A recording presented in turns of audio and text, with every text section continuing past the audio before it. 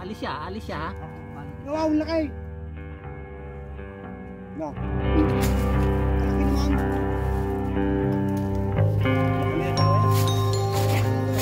Ha?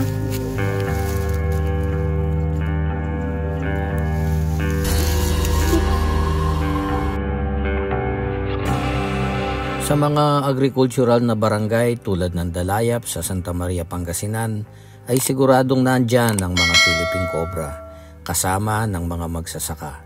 Kaya itinatampok natin ang mga kaso ng tuklaw para magkaroon ng kamalayan ang mga kababayan natin na nasa paligid lamang natin ang mga makakamandag na ahas.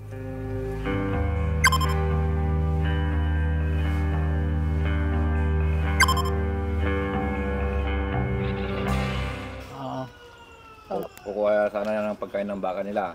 Pero yung lugar po na yon, Maraming ahas doon talaga. marami talagang ahas. Malalaki ang ahas doon. Maliban kay Mang Ruben, may nauna nang nakagat doon o Wala pa naman sir. ngayon pa lang? Dahil nung pag nakikita na yung ahas, matakbo na sila. Kasi pag hindi mo naapakan yan sir, hindi ba? Pero pumunta daw siya sa Tandok? Oo sir, dito sa ano, kapitbahay namin. Ah, dyan mismo yung Tandok. Oo sir. Papayag kaya siya sa interview. Gusto na malaman, Pwede naman. gusto na malaman kung paano yung ginagawa nila. Nagulat nga ako nung alas 12 yata ng hapon. Dahil andun ako kausap ko yung mga technician ng mga mais. Tumakbo yung ipag ko. Ewan ko kung si Crystal ang ano, nag-design nyo kaya. Sabi niya, punta ka doon kuya dahil si Kuya Ruben yung mata niya gagano'n na sabi. Kaya pumunta ako doon. Kaya sabi ko nung nagtatandok, tandukin mo dito kako, dalawa. Yung nalaglag yung tandok niya, marami na siyang nakukita doon. Nung umalis ako saglit, kunin ko yung mga sinampay ko dyan. Bumalik na naman yung ipag ko na sabi, kuya, hindi na kaya yung nagtatandok. Tingal daw. Yan na siya nung hindi na niya kaya. Manong! Sinugo na siya sa ospital. Manong! Manong! Magmulagak ka garo! Magmulagak ka, Manong! Magmulagak kayo na eh! So, kasama natin si Kambal Kamandag at hahanapin natin ngayon ay yung ahas na tumuklaw kay Mang Ruben. Si Mang Ruben ay nandun pa po sa ospital at nasa mabuti ng kalagayan. Marami talagang ahas doon. Marami. Sige, subukan natin.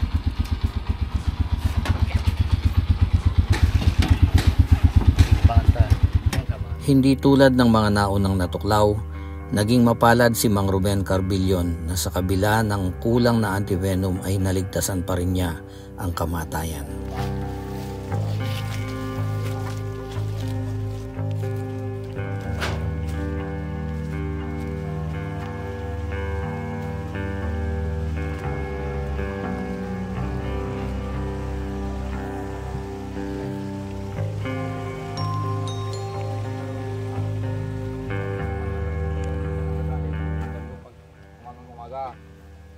Tapos nakita na rin yung sa gulong na yan, andyan yung kasinong yan.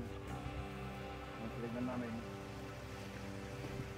Sabi, yung daw nang galing sa yung asa loob ng gulong.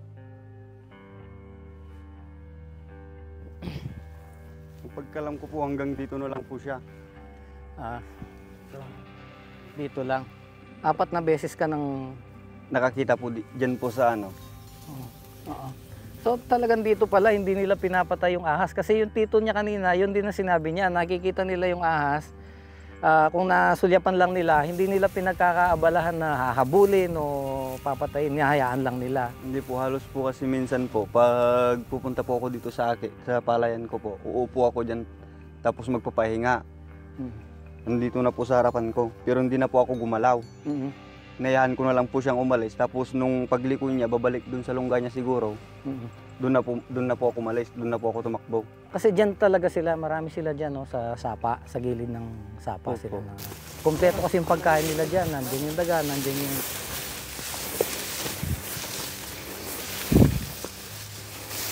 Pag makikita ka na dito, tabuhan mo na lang para sigurado.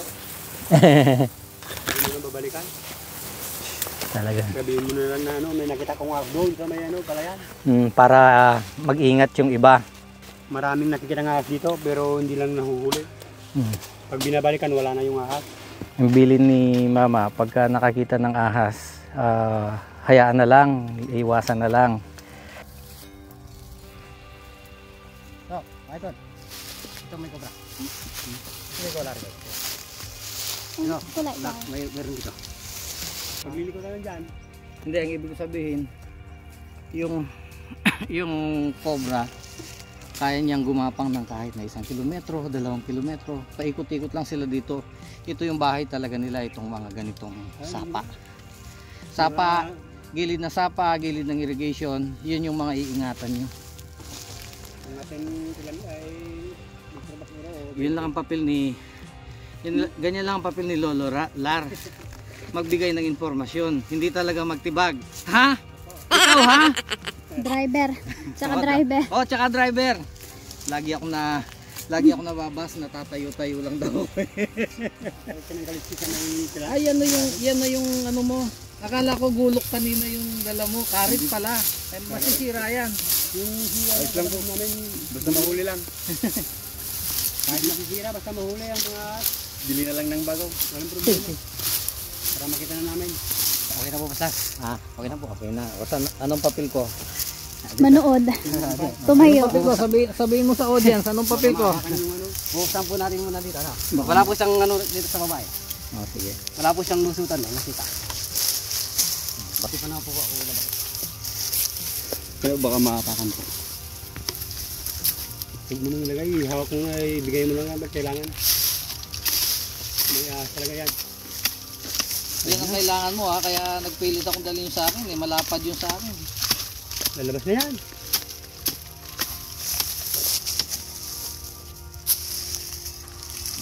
Mamaya may katagos yan doon sa kabila ng puno.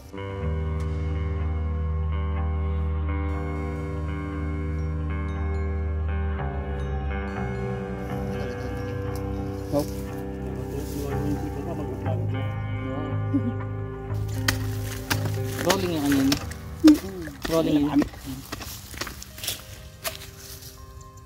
Sa wakas, makakita niya ako ng live. May huli ng... Meron kang sumunggan. Oo, nabati mo gano'n, nakalubat. Vlogger ka mo, Ting. Hindi umalis. Hindi. Ibig sabihin, hanggang dyan na lang. Ha? Naku, patay.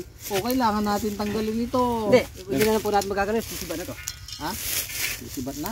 Ay, may butas din sa kabila. Naku. Ay, bumalik siya. Takpan mo na lang. Ikunin mo na lang po dito. Abangan ko dito. Ito pa, tanggalin. Dali lang. Sige.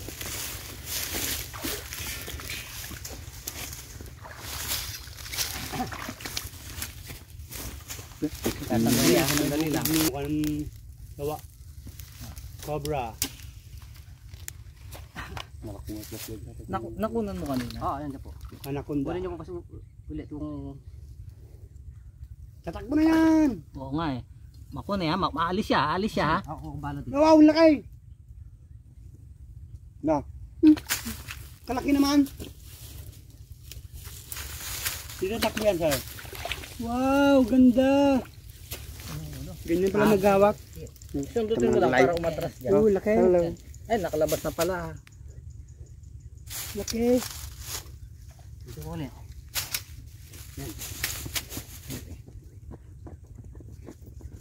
Yan. Yan na. Sandali. Teka, sandali lang, Moy. Sige ko. Makadalawa. Baka may asawa yan. Nandito pa yung ulo. Ha? Nandito ko dito. Dapat sana hindi makabalik yan. Baka maluwang sa ano. Abot talaga eh. Matap. Wow, ganyan palang mga hawak. Tumagat na. Ilabas niya na yun. Sasagpang siya talaga. Sigurado ka wala na dyan? Wala na po.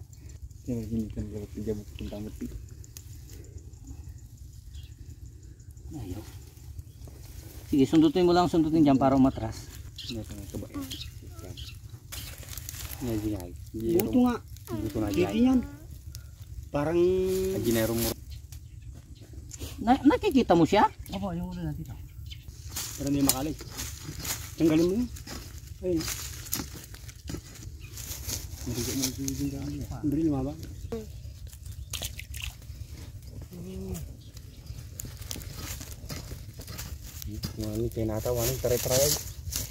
Teka, sandali. Sige, hindi ko bibitawan dito. Ang gawin mo, akyat ka na dito, tibagin mo na dito. Ay, doon ka na duman.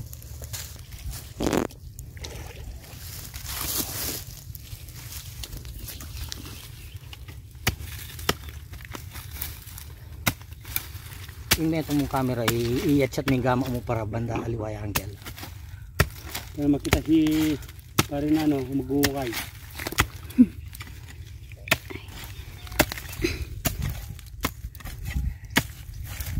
Laking ulamin yan.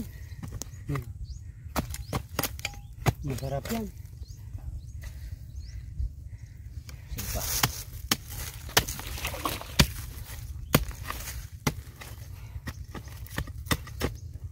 Ang kawala mo.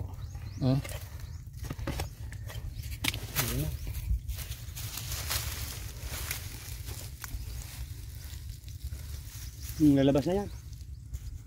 Hello. Kalaki. Hello. Tengay. Brand sa amin. Loko ka. Anong ahas yan? Cobra po. Ito yung cobra. Cobra. Oh, laki. Oh, delikado. Akala ko tatayo-tayo lang ako. May papel pala ako. Wala po tayong magagawa dyan kung hindi kasama. Oo nga. Hindi nahuli yan. Hindi alam nung iba yun na tandem dapat talaga dito. Kahit Hindi yung nahuli yan bantay- kung hindi ikaw, sir. Kahit yung bantay lang. Para lalabas yung ano, kamandag.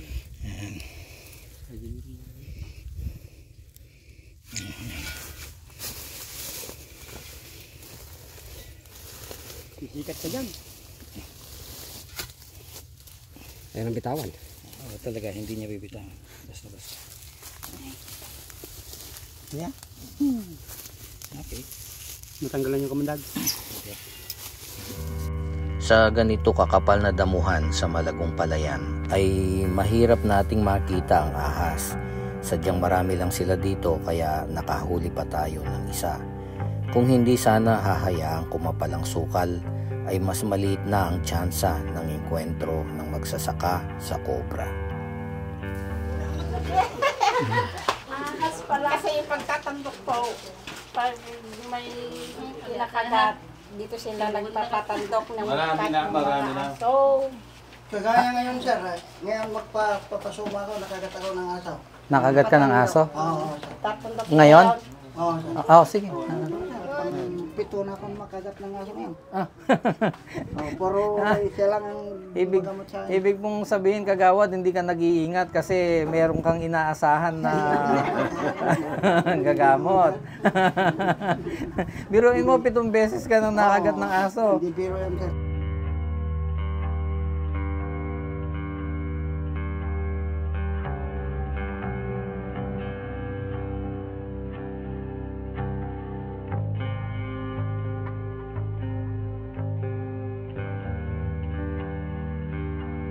Na po sa inyo, ano po yung sintomas nung pinakamalala dun sa pasyente na dinala sa inyo? Bayangbang. Ano yung kondisyon niya? Parang wala nang malay, ganon. Oo. Si Mang Ruben po, ano yung nangyari sa kanya nung habang tinatandok nyo, ano po yung napansin nyo, bakit pinadala nyo ng ospital?